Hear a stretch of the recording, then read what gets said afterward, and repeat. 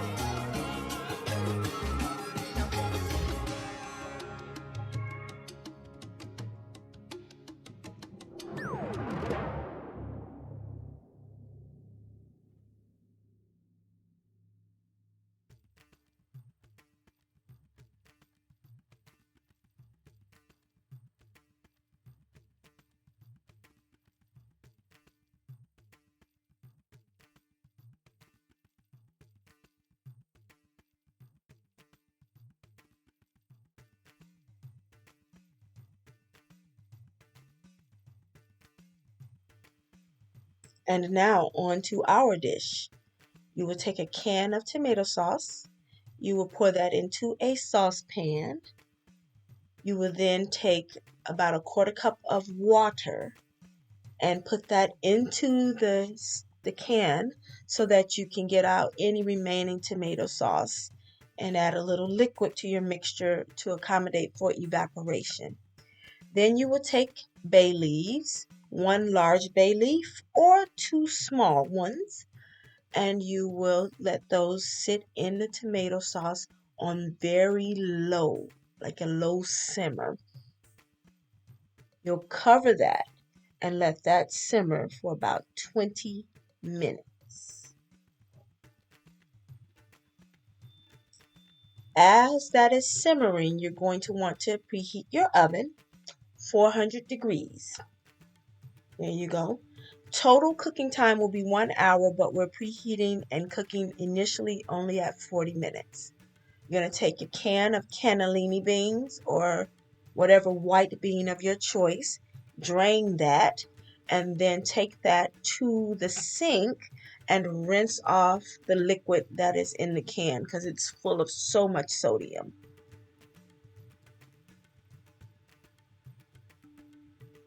Next, you'll take your cauliflower, chop it, and rinse it. I'm just showing you the rinsed cauliflower here. It is one head of cauliflower, one medium to large head of cauliflower. After 20 minutes, you take your bay leaves out of your sauce mixture.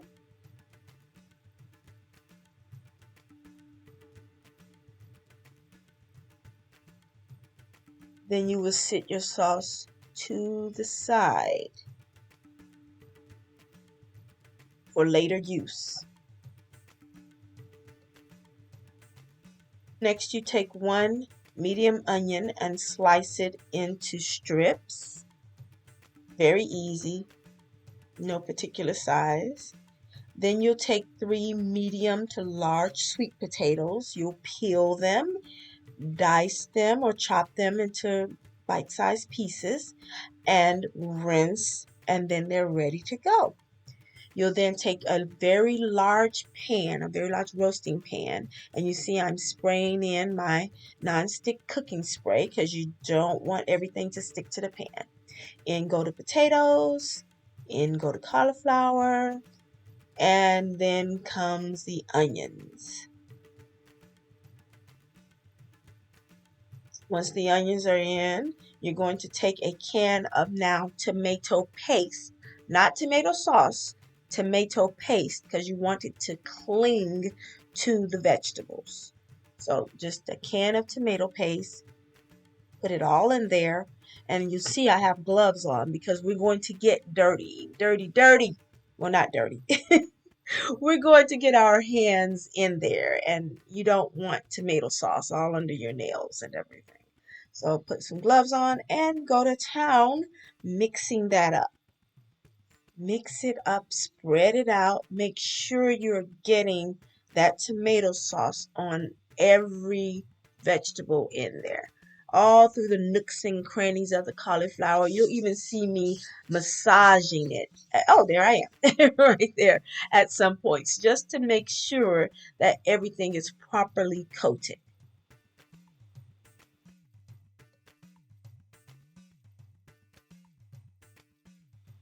Our next step is to now add in our tikka masala sauce. Yay! I'm sorry, seasoning, the tikka masala seasoning.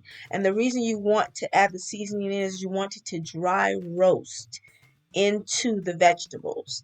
So for the first 20 minutes, this will go into the oven pretty much as almost a dry roast except for that tomato paste. That's why you didn't want to add tomato sauce at this point. Flatten everything out, make it one even layered surface after you've gotten everything mixed thoroughly. And I'm letting you see me mix this so that you can see how well I am making sure everything is coated.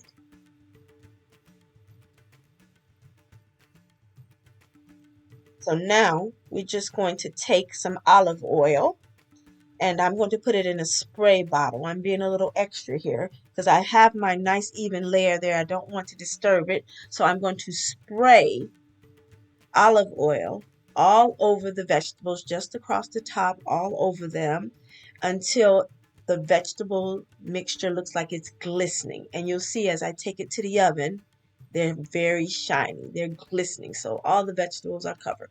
Then I will melt 4 tablespoons of butter. Regular butter. Make sure it's a salted butter because we're not adding any salt to the dish. You'll sit that to the side. This is the dish after 20 minutes of roasting in the oven. Looks kind of okay, but not bad.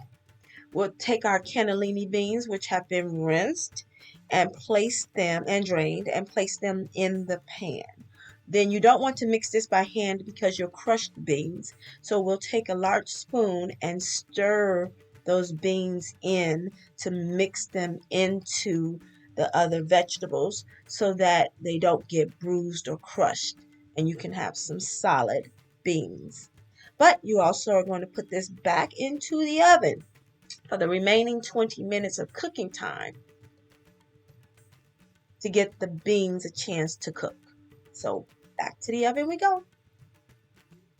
While that's in the oven, you're going to go to your high-powered mixer or blender, whatever you have. You're going to take 1.5 cups of coconut milk, or 1.25 cups, whichever you want. The more liquid, the more sauce. Then you're going to add to that your melted butter. That's the 4 tablespoons of melted butter there. And then to that, again, more liquid, more sauce, you can add a splash or 2 or 3 of whatever vegetable stock you would like. I think I added 1 or 2 splashes to this. Then you're going to add a tablespoon of garlic. Yes, I said a tablespoon because you want that garlic flavor to come through. To this mixture, you are going to add your bay leaf infused tomato sauce. Make sure that you get it all in there. Scrape that saucepan dry if you can. You want as much of that sauce in there as possible. This is going to give you the rest of your seasoning and flavor in your dish. Put your lid on it. Let it go for minimum 1 minute, depending on the strength of your particular high-powered blender. You don't want to over whip your coconut milk, so you don't want to go too far with it. I usually go about 2 minutes. When I see that everything looks nice and homogeneous, that was for you, Tiff. Go ahead, take it off and sit it to the side. Once your 40 minutes of roasting time is done on your vegetables, you pull those out of the oven and you're going to pour your sauce right on that. Now that looks delicious already. Let's get that sauce going. But can y'all see all that steam? Oh my God. And it was smelling so good in the kitchen. So we simply just pouring sauce right over our mixture. And you can either scrape the remaining sauce out of the blender, or you can do what I'm doing, which is adding a little bit more vegetable stock, because remember, more liquid, more sauce. It doesn't really take away from the flavor that much because we have such intense spices in there. I shook that up, I poured that on, and no mixing necessary. Slide it right back into the oven. You're gonna let that cook for another 20 minutes. That's our 1 hour total time. When you pull it out, look at that steam and look at that sauce. Look at that meal. It is delicious. Kitchen lit like nobody's business. And bam! I served it for myself and my mom over some jasmine rice with some fresh chopped spinach. It was on point. Again, more liquid, more sauce. So if you want more sauce, just add more liquid. Don't go overboard. Make sure your spice to liquid ratio is good. Thanks for watching. Bye.